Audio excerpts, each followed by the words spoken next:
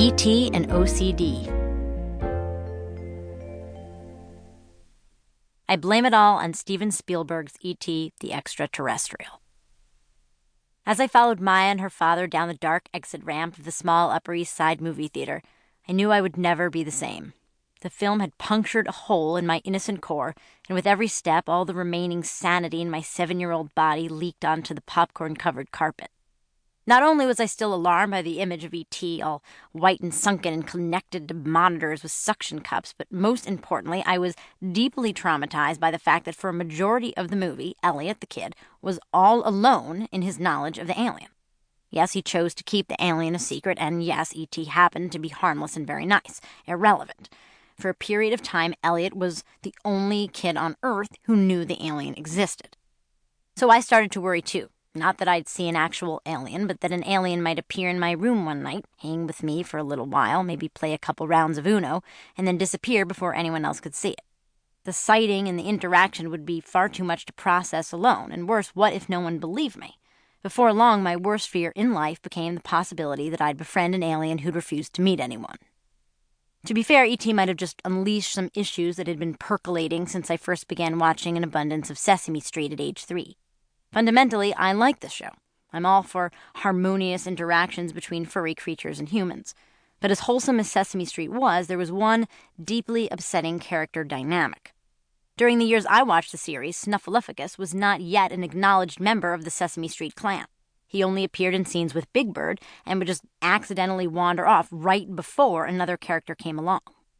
When Big Bird raved about his very real furry best friend, Mr. Hooper, Maria, Oscar, and the others, they'd be like, "Sure, Big Bird, whatever, you have a best friend, dream on." Big Bird tried to be a good sport about it, but he'd still plead, "No, you guys, really, I have a best friend. He was just here a second ago." I was shocked and outraged by their lack of faith in Big Bird. The misunderstanding was gut-wrenching, and I wanted to dive into the screen and shake them ferociously and make them believe.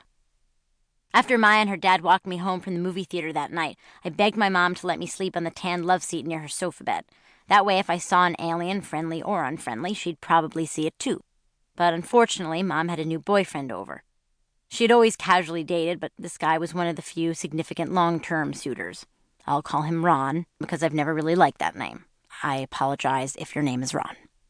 Ron was a financial analyst who had an oblong head and a nasty space between his 2 front teeth. He and my mother had only been going out a few months, so the answer to my request to sleep on the love seat was an emphatic no. "But I'm really scared this time," I begged. "All those other times were nothing compared to this."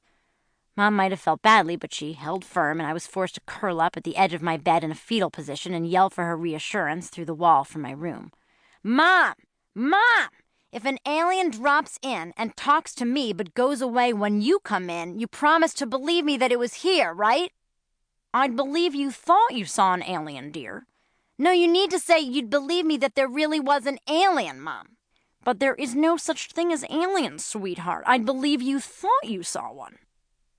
Ron probably cursed the day he got involved with a single parent, because we must have gone back and forth like that for 40 minutes, and for an hour every night thereafter for the next 6 months.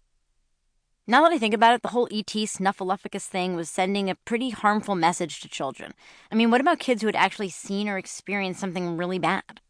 In fact, I just learned that this was why producers eventually integrated Snuffleupagus into all Sesame Street social gatherings. All children must be told they'll be believed.